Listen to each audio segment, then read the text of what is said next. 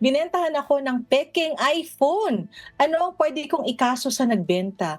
But I'm curious, Attorney J, before we answer, no, paano kaya yung pekeng iPhone, no? Paano Oo kaya? nga.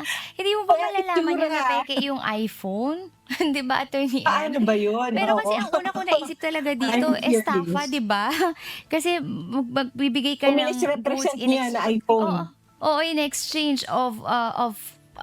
for an amount of money tapos hindi naman talaga yun yung totoong binili mo, 'di ba, Attorney M? Sa criminal case naman yun. Kaya lang, hindi ko Ayun, maintindihan tama. kung bakit Oo, estafa papaano nga. hindi niya nalaman, 'di ba, Attorney M?